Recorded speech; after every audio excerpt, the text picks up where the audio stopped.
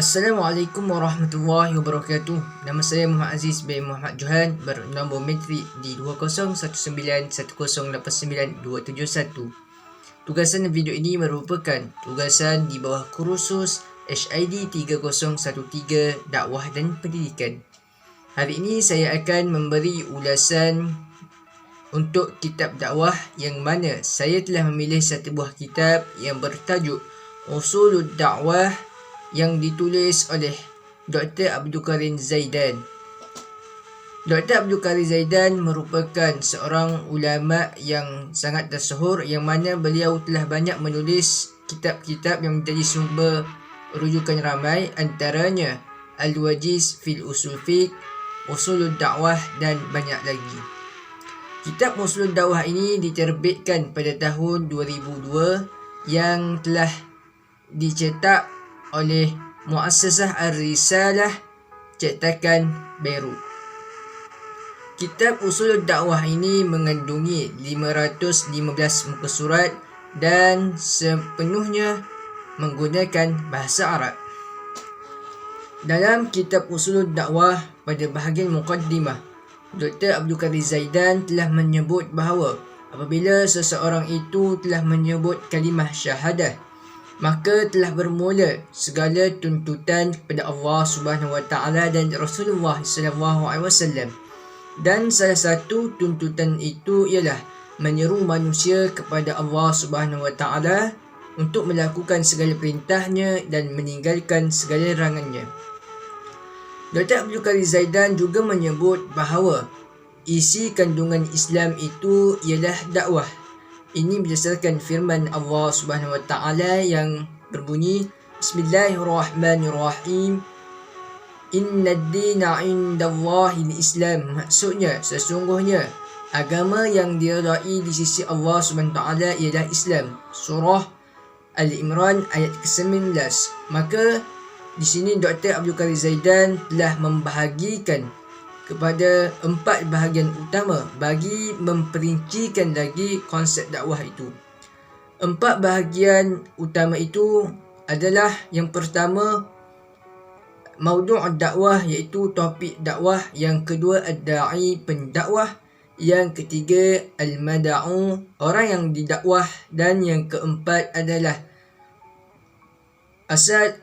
wasailud dakwah wa asalibiha, iaitu kaedah dan teknik bagaimana untuk berdakwah.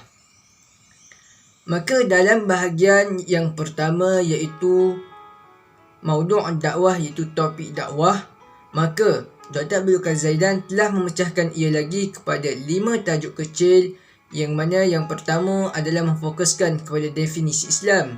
Yang kedua adalah ciri-ciri khusus. Yang kedua adalah rukun-rukun Islam. Yang ketiga adalah ciri-ciri khusus Islam. Yang keempat, sistem-sistem dalam Islam seperti sistem akhlak Islam, sistem ijtima'i, sistem fatwa dan banyak lagi. Dan yang kelima adalah maqasid, iaitu objektif dalam Islam. Perincian tajuk-tajuk ini adalah bagi memfokuskan lagi dan supaya pembaca dapat mengambil berat tentang konsep dakwah ini. Pada bab yang kedua ini, Dr. Abdul Karim Zaidan membicarakan tentang pendakwah pada segi pengertiannya dan sifat-sifat yang perlu ada pada seorang pendakwah. Pada asasnya, pendakwah itu adalah para rasul dan para nabi yang telah diutuskan daripada Allah Subhanahu Taala kepada setiap umatnya. Ini berdasarkan firman Allah Subhanahu Wa Taala, Bismillahirrahmanirrahim, wa laqad ba'atsna fi kulli ummatin rasulan an i'budullaha wajtanibut taghut. Maksudnya, dan sesungguhnya telah kami utuskan kepada setiap umat itu seorang rasul supaya menyembah Allah Subhanahu Wa Taala dan meninggalkan perkara taghut. Surah An-Nahl ayat 36.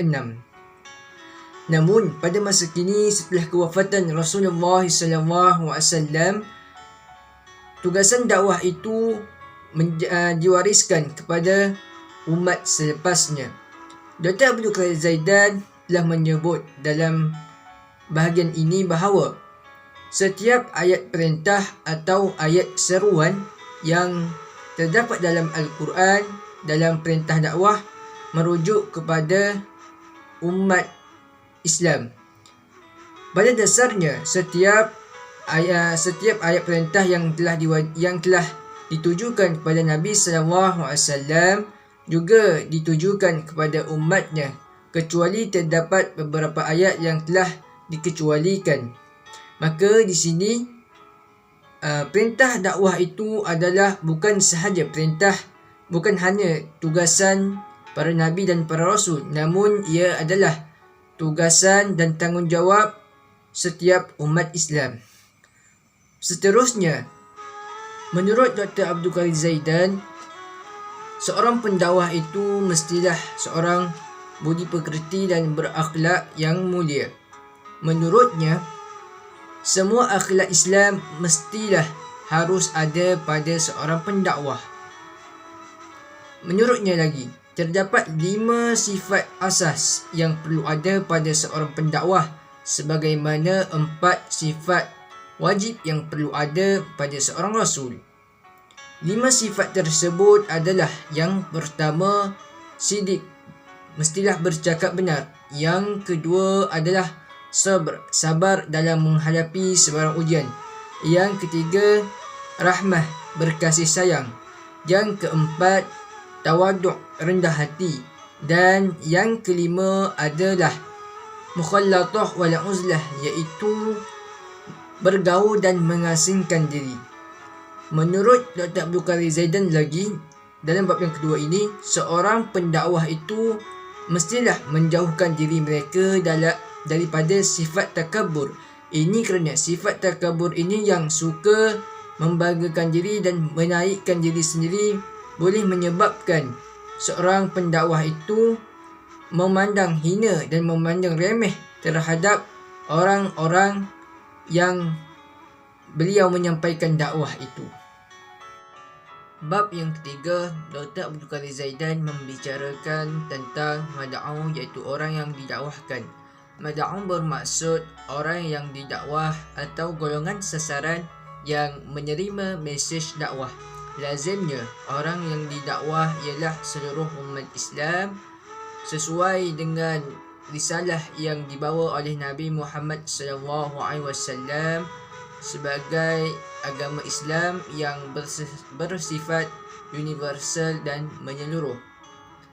Dalam bab yang ketiga ini juga, Dr. Abdul Qadir Zaidan telah memfokuskan golongan mad'u yang boleh didakwah mereka kepada 4 golongan. Yang pertama iaitu para pemimpin, yang kedua rakyat, yang ketiga orang munafik, dan keempat adalah golongan orang yang melakukan dosa.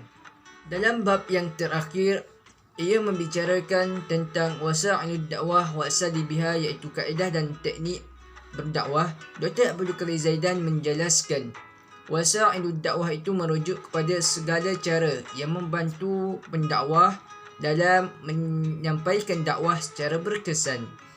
Wasa'ilud dakwah telah dibahagikan kepada 2, iaitu wasa'il luaran dan wasa'il dalaman.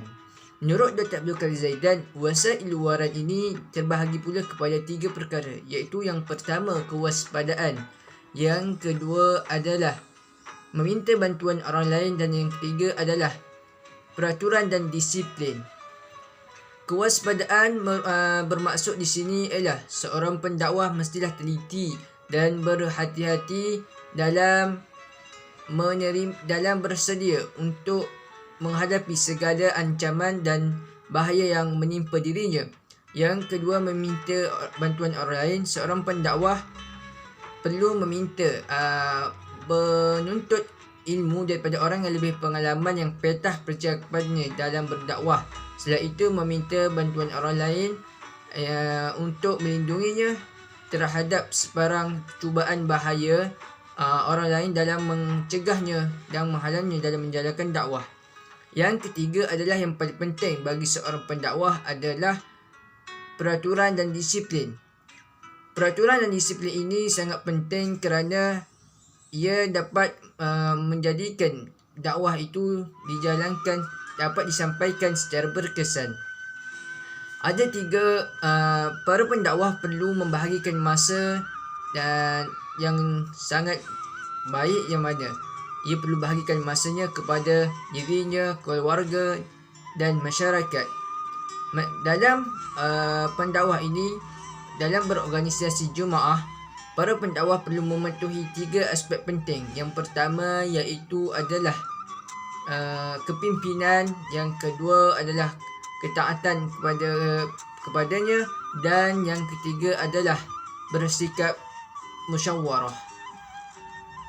Yang kedua adalah wasail dalaman. Wasail dalaman ini merujuk kepada 3 cara dakwah. Yang pertama, dakwah secara perkataan. Yang kedua, dakwah secara perbuatan. Dan yang ketiga adalah dakwah secara akhlak. Seterusnya, Dr. Abdul Qadir Zaidan menjelaskan uslub dan pendekatan dakwah kepada beberapa cara. Yang pertama adalah seorang pendakwah itu mestilah terlebih dahulu mengenal pasti penyakit yang ada pada masyarakat sebagai untuk kemudahan pendakwah dalam berdakwah nanti.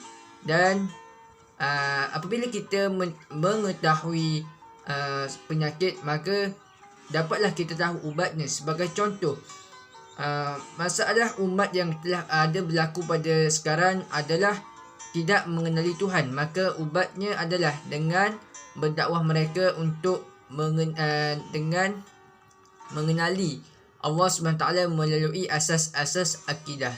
Yang kedua adalah seorang pendakwah mestilah menjauhkan diri mereka daripada perkara syubhah yang boleh menimbulkan fitnah ke atas diri mereka. Ini kerana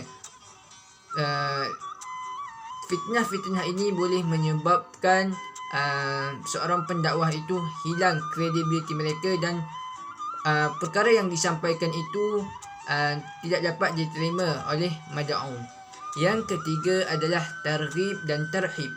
Seorang pendakwah yang bijak adalah mereka perlu menyampaikan targhib. Targhib bermaksud di sini adalah menyampaikan sesuatu yang mengembirakan. Sebagai contoh, menyampaikan perkara-perkara yang gembira kepada seorang mad'un apabila mereka, contohnya, apabila mereka solat berjemaah, maka mereka mendapat 27 pahala. Yang kedua adalah tarhib. Tarhib adalah menyampaikan sebarang bentuk ancaman yang boleh menakutkan diri mereka untuk melakukan dosa. Sebagai contoh, apabila seseorang itu meninggalkan solat, maka mereka akan dihumbang dalam neraka Saqar. Dan yang keempat adalah pengajaran dan pendidikan. Apabila seorang yang telah didakwah itu menerima dakwah, maka tugas pendakwah adalah menyampaikan pengajaran dan pendidikan kepada orang yang didakwah dengan asas-asas ajaran Islam seperti solat 5 waktu, puasa dan banyak lagi. Itu merupakan uslub dan pendekatan yang telah diterangkan oleh Dr. Abdul Qadir Zaidan bagaimana untuk kita berdakwah secara berkesan kepada orang yang didakwah. Sekian.